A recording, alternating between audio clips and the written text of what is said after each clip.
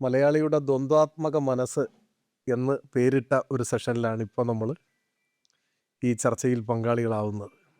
കുറച്ച് വർഷങ്ങൾക്ക് മുൻപ് ട്രെയിനിൽ യാത്ര ചെയ്യുമ്പോൾ യാദൃച്ഛികമായി പരിചയപ്പെടാനിടയായ ഒരു തമിഴ്നാട്ടുകാരൻ എന്നോട് പറഞ്ഞു, നിങ്ങൾ ഭാഗ്യം ചെയ്ത ഒരു ജനതയാണ് എന്നാണ് പറഞ്ഞത്. അദ്ദേഹം വളരെ ചെറിയ ഒരു കാര്യത്തെ മാത്രം മുൻനിർത്തിയാണ് അങ്ങനെ പറഞ്ഞത്. അദ്ദേഹത്തിൻ്റെ ഗ്രാമത്തിൽ അനുഭവിക്കുന്ന അതിരൂക്ഷമായ കുടിവെള്ളക്ഷാമം 3-4 മാസം വർഷത്തിൽ അനുഭവിക്കുന്ന ആ ഒരു പ്രശ്നത്തെ മുൻനിർത്തിയിട്ടാണ് അദ്ദേഹം ഈ ഒരു അഭിപ്രായ പ്രകടനം നടത്തിയത്. അതവിടെ നിൽക്കട്ടെ. മലയാളി സമൂഹത്തെ പൊതുവിലെടുത്ത് നോക്കിയാൽ ഈ ഭാഗ്യം ചെയ്ത ജനതയാണെന്നൊക്കെ പറയുന്നതിൽ ചില കാൽപ്പനികമായ സ്പർശമുള്ള വിശേഷണങ്ങൾക്ക് സാങ്കത്യമുണ്ട്. ഇവിടെ ജനിച്ചു വളരാൻ കഴിഞ്ഞു എന്ന ഒറ്റ കാരണം കൊണ്ട് ഇന്ത്യയിലെ ഇതര ഭാഗങ്ങളിലെ മനുഷ്യരെക്കാൾ 10 വർഷം കൂടുതൽ ജീവിക്കാൻ അവസരമുള്ളൊരു ജനതയാണ് നമ്മൾ. ആയുർദൈർഘ്യത്തെക്കുറിച്ചാണ് പറയുന്നത്, അത്രേ ഉള്ളൂ, വേറെ കാര്യം. ഇന്ത്യയുടെ ശരാശരി ആയുർദൈർഘ്യം ഇതര സംസ്ഥാനങ്ങളിലെ ആയുർദൈർഘ്യം എടുത്താൽ ഏകദേശം ഒരു 10 കൊല്ലത്തിൻ്റെ മാറ്റം കേരളത്തിലുണ്ട്. അപ്പം മലയാളിയായി ജീവിച്ചു എന്നതുകൊണ്ട് ഈ ഭൂമിയിൽ ഒരു 10 കൊല്ലം അധികമായി ജീവിക്കാനുള്ള ഒരു അവസരം നമുക്ക് ലഭിച്ചിട്ടുണ്ട്. സ്വാഭാവികമായും അത് മറ്റ് സൂചകങ്ങളുമായി ബന്ധപ്പെട്ടുള്ള അതിൻ്റെ എല്ലാം വളർച്ചയുടെ ഭാഗമായി വരുന്നതാണ്. പോഷക സമൃദ്ധമായ ആഹാരം, മെച്ചപ്പെട്ട ആരോഗ്യ പരിപാലനം, അതിൻ്റെ സൗകര്യങ്ങൾ, ജീവിത നിലവാരത്തിലെ മാറ്റം, ഇതിൻ്റെയൊക്കെ ഭാഗമായി വന്നിട്ടുള്ളൊരു കാര്യമാണ്. അത് ശിശുമരണ നിരക്ക്, മാതൃമരണ നിരക്ക്, ഇത്തരത്തിലുള്ള കാര്യങ്ങൾ എടുത്തു നോക്കിയാലും നമ്മളെല്ലാം അഭിമാനിക്കുന്നത് പോലെ വളർച്ചയിലെത്തിയ പല ലോകരാജ്യങ്ങളുമായി നമുക്ക് നേരിട്ട് മത്സരിക്കാനുള്ള ഒരു ശേഷി ആർജിക്കാൻ കഴിഞ്ഞിട്ടുണ്ട്. ഐക്യരാഷ്ട്രസഭ 2000 ആണ്ടിൽ കൈവരിക്കണം എന്ന് കണക്കാക്കിയ ആരോഗ്യ ലക്ഷ്യങ്ങൾ 10 വർഷം മുൻപേ 1990 കൈവരിക്കാൻ കഴിഞ്ഞവരാണ് നമ്മൾ എന്നതും ഒരു ലാൻഡ്മാർക്കായിട്ട് പരിഗണിക്കുന്ന ഒരു കാര്യമാണ്. ഇത് പൊതുവായി നമുക്കെപ്പോഴും കേരളത്തിൻ്റെ പല വ്യത്യസ്തതകളിൽ ഒന്നായി നമ്മൾ കാണുകയും നാം തിരിച്ചറിയുകയും ചെയ്യുന്ന ഒന്നാണ്. സ്വാഭാവികമായും സാക്ഷരത, രാഷ്ട്രീയ പ്രബുദ്ധത എന്ന വാക്ക് നമ്മൾ പലപ്പോഴും ഉപയോഗിക്കാറുണ്ട്. അത് തള്ളിക്കളയേണ്ടതുമല്ല. കാരണം ഏഷ്യയിൽ ആദ്യമായി കമ്മ്യൂണിസ്റ്റ് പാർട്ടി ബാലറ്റ് പേപ്പറിലൂടെ തിരഞ്ഞെടുക്കപ്പെട്ട ഒരു അനുഭവം നമ്മുടെ മുൻപിലുണ്ട്. ആ ഗവൺമെൻറ്റിനെ പിരിച്ചുവിട്ടതിന് ശേഷം പിന്നീട് നടന്ന തെരഞ്ഞെടുപ്പിൽ, 2ാം കേരള നിയമസഭാ തെരഞ്ഞെടുപ്പിൽ അധികാരത്തിൽ വരാൻ കഴിഞ്ഞില്ലെങ്കിലും കൂടുതൽ വോട്ട് നേടിയ അനുഭവമാണ് നമുക്കുള്ളത്. വോട്ട് കുറയുകയല്ല ചെയ്തത്. പിന്നെ തുടർന്ന് മറ്റു പല കാര്യങ്ങളുമായി ബന്ധപ്പെടുത്തിയാലും ഈ രാഷ്ട്രീയ പ്രബുദ്ധത എന്ന് അവകാശപ്പെടാൻ കഴിയുന്ന ധാരാളം ഘടകങ്ങൾ നമുക്കുണ്ട്. ഇങ്ങനെ പല പല കാര്യങ്ങളിലെ മികവ് പ്രധാനപ്പെട്ടതാണ്. ഇപ്പോഴത്തെ കാര്യങ്ങൾ നമ്മൾ പരിശോധിച്ചാൽ, ബ്രിട്ടനിലെ ദ ഗാർഡിയൻ ദിനപത്രം കുറച്ച് നാൾ മുൻപ് കേരളത്തെക്കുറിച്ച് പ്രത്യേകമായി ഒരു ഫീച്ചർ ചെയ്യുകയുണ്ടായി. ഫോണിൻ്റെ പശ്ചാത്തലത്തിലാണ്. ഇൻ്റർനെറ്റ് ഡിവൈഡ് ഇല്ലാതാക്കുന്ന കേരളത്തിലെ ഗവൺമെൻറ് സ്വീകരിച്ച നടപടികളെ നന്നായി പ്രശംസിച്ചുകൊണ്ട് തയ്യാറാക്കിയ ആ ഫീച്ചറിൽ ബ്രിട്ടീഷ് പ്രധാനമന്ത്രിക്കൊരു ഉപദേശവും നൽകുന്നുണ്ട്. അത് ഈ കാര്യത്തിൽ കേരളത്തെ മാതൃകയാക്കാവുന്നതാണ് എന്നാണ്. ഇൻ്റർനെറ്റ് ഡിവൈഡ് ഇല്ലാതാക്കിയ കാര്യത്തിൽ കഴിഞ്ഞ വർഷത്തെ ലോകബാങ്കിൻ്റെ റിപ്പോർട്ടിൽ കേരളത്തെക്കുറിച്ച് പരാമർശിക്കുന്ന ഒരു വാചകം the light house of the world എന്നാണ്.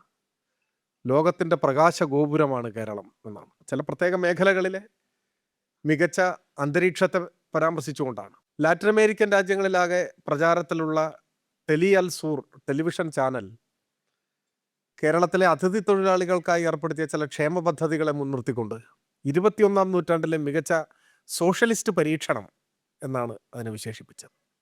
അപ്പോൾ ഇങ്ങനെയൊക്കെയെല്ലാമുള്ള ചില സവിശേഷ ഘടകങ്ങൾ കേരളവുമായി ബന്ധപ്പെട്ട് നമ്മുടെ മുൻപിലുണ്ട്. എന്നാൽ കേരളത്തിൻ്റെ ചരിത്രം നമ്മുടെ രാജ്യത്തെ മറ്റേത് നാടുകളെയും പോലെ, അല്ലെങ്കിൽ അതിനേക്കാൾ ഇത്തിരി കൂടി പരിതാപകരമായ ഒരു സാഹചര്യത്തിലായിരുന്നു ഭൂതകാലമെന്ന് നമുക്കറിയാം. ഭ്രാന്താലയം എന്ന വിശേഷണത്തെക്കുറിച്ച് നമ്മൾ എമ്പാടും ചർച്ച ചെയ്തിട്ടുണ്ട്.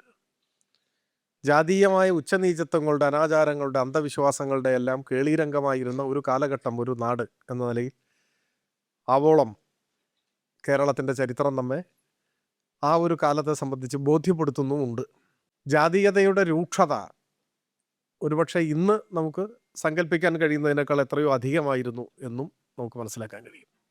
അതിനോട് ഏറ്റുമുട്ടിയാണ് സത്യത്തിൽ ഒരു പിൽക്കാല കേരളം പറന്നു വീണത്.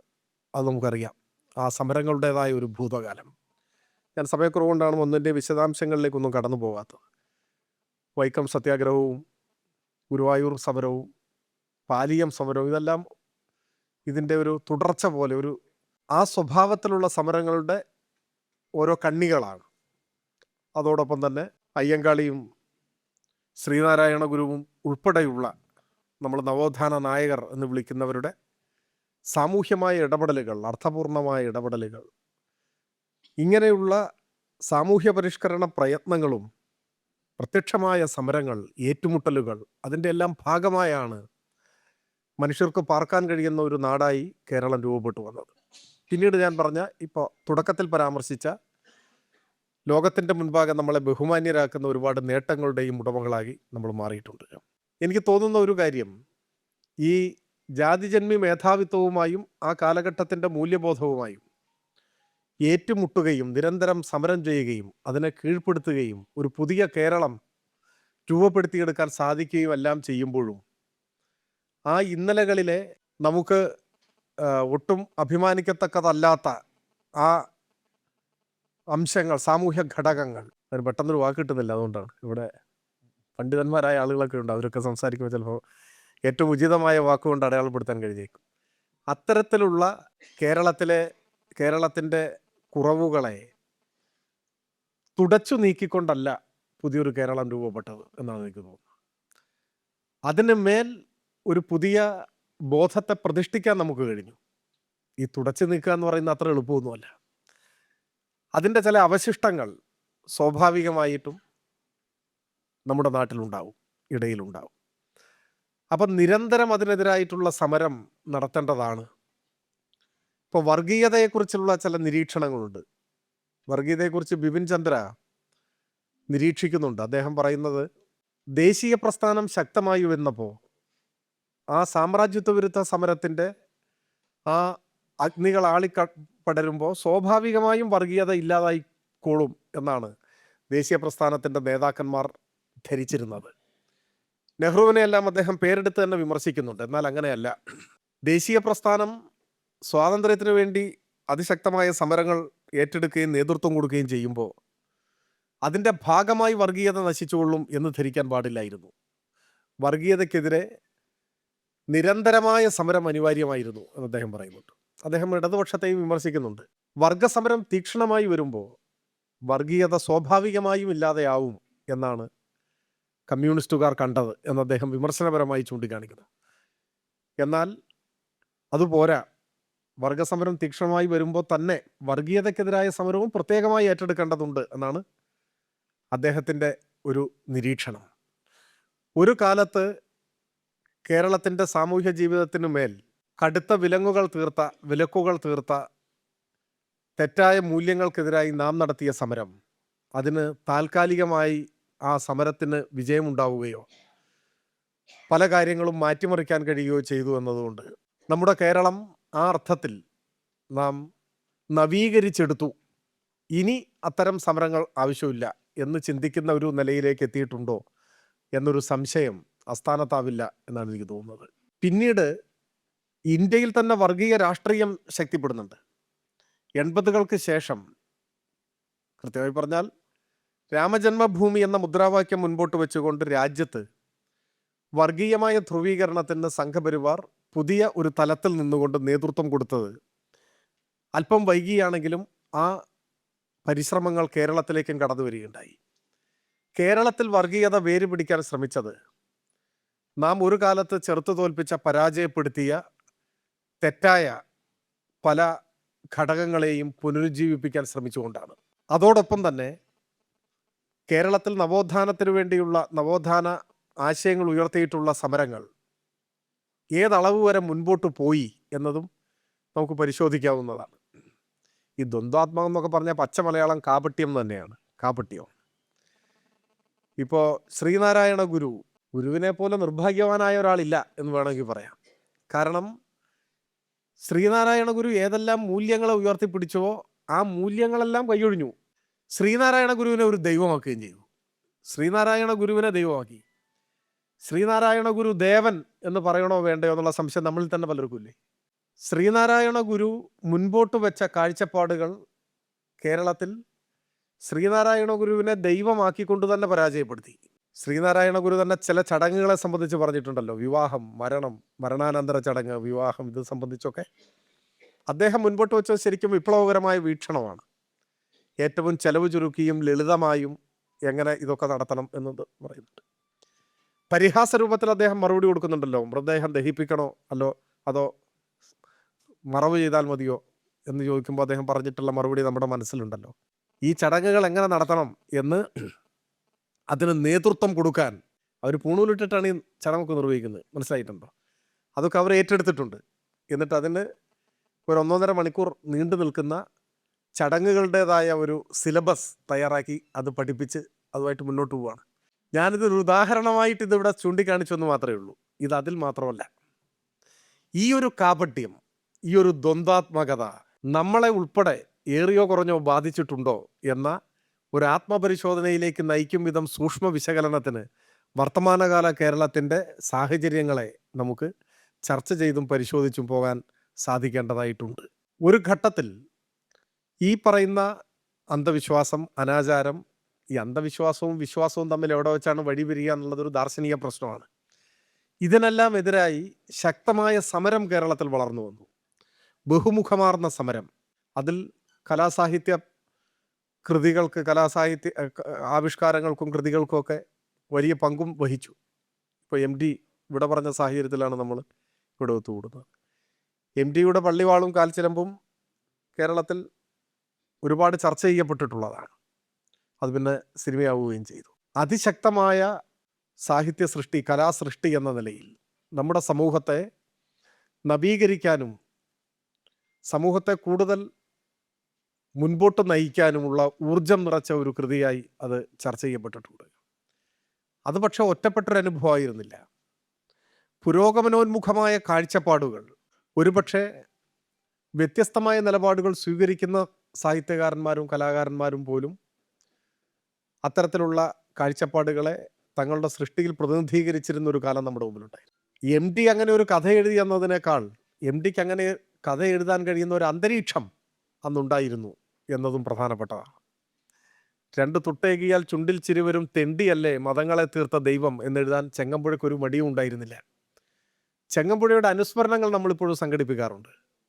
പക്ഷെ അനുസ്മരണത്തിൽ പോലും ആരും ചെങ്ങമ്പുഴ അന്ന് നിർഭയം എഴുതിയ ഇത്തരം വരികളെക്കുറിച്ച് പ്രസംഗിക്കുന്നതായി കേട്ടിട്ടില്ല.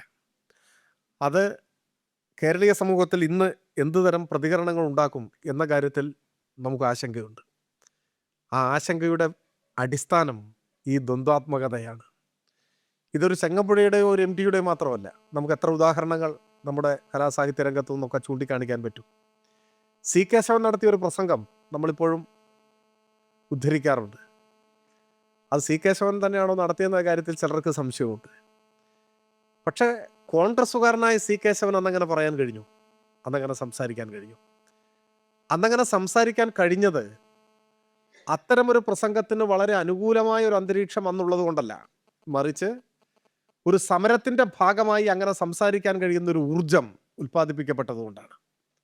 അപ്പം അങ്ങനെയെല്ലാം ഉള്ളൊരു ഭൂതകാലം യാഥാസ്ഥിതികത്വത്തോട്, പലതരത്തിലുള്ള പ്രതിലോമ ചിന്താഗതികളോട് നിരന്തരം ഏറ്റുമുട്ടിയ ഒരു ചരിത്രമാണ് നമ്മുടേത്. ഇന്ന് ആ ഏറ്റുമുട്ടലിൻ്റെ അളവ് കുറഞ്ഞിട്ടുണ്ട്.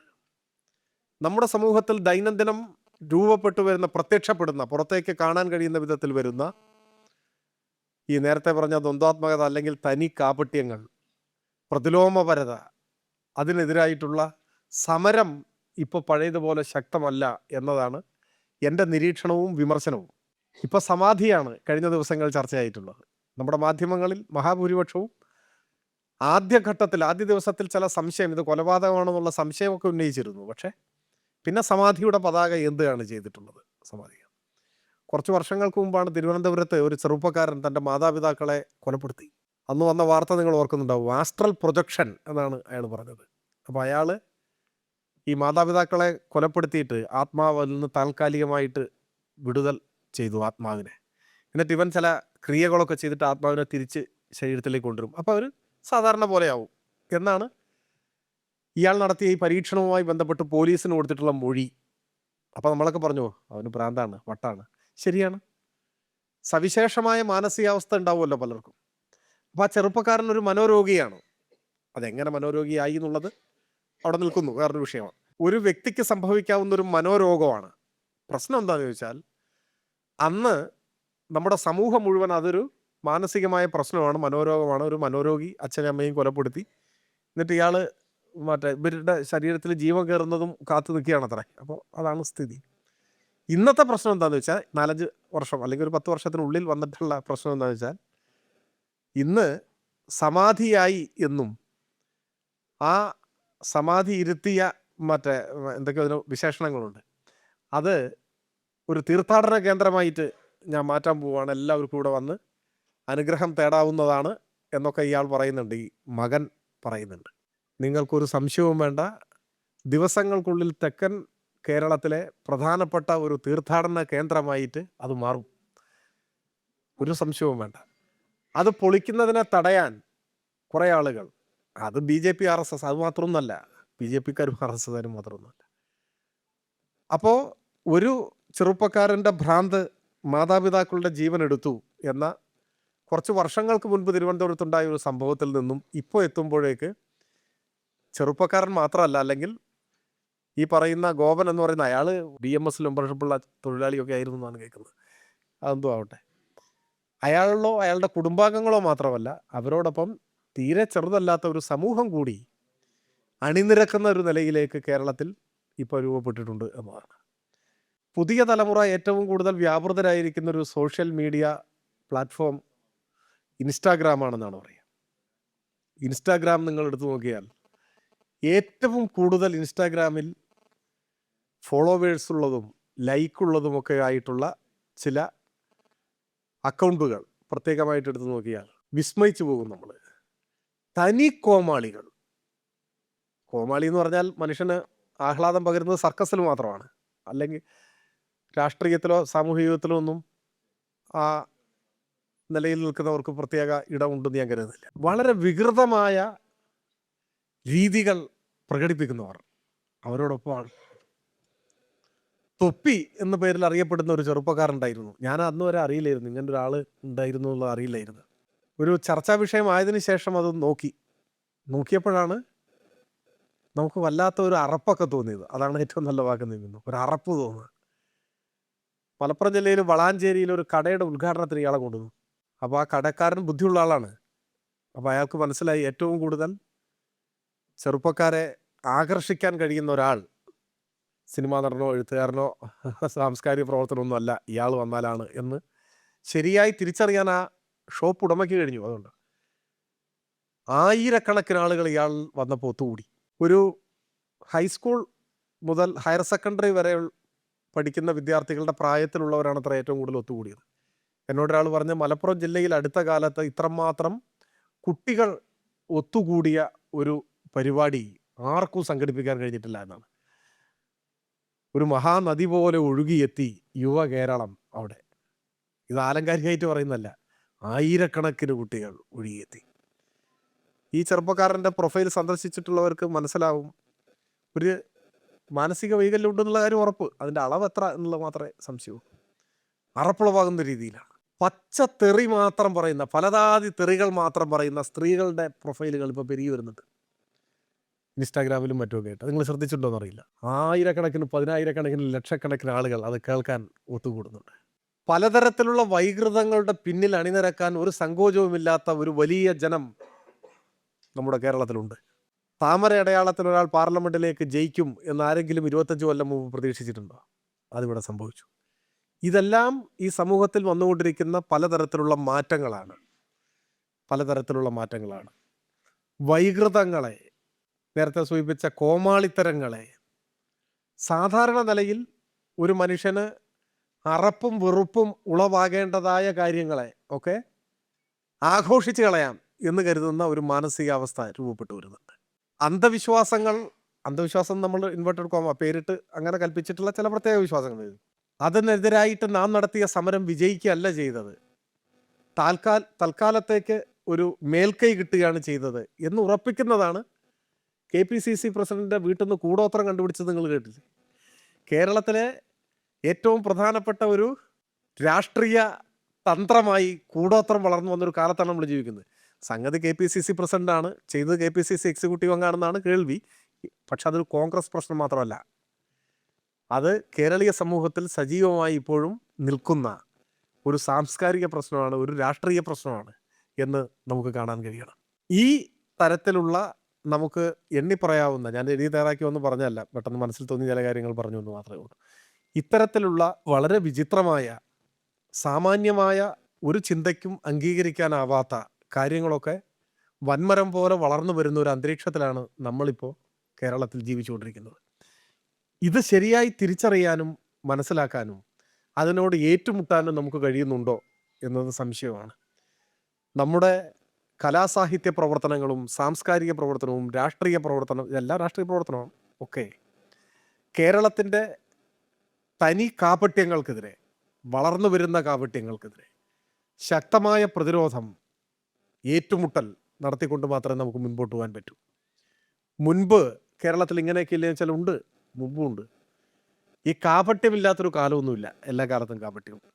പക്ഷെ ആ കാപട്യങ്ങളെ തുറന്നെതിർക്കാനും നേരിട്ട് ഏറ്റുമുട്ടാനും അതിൻ്റെ മൂർധാവിൽ മർദ്ദിക്കാനുമുള്ള ഒരാർജവം നമ്മൾ കാണിച്ചിരുന്നു. എന്ന് വെച്ചാൽ ആ കാലത്തെ പുരോഗമന കേരളം കാണിച്ചിരുന്നു.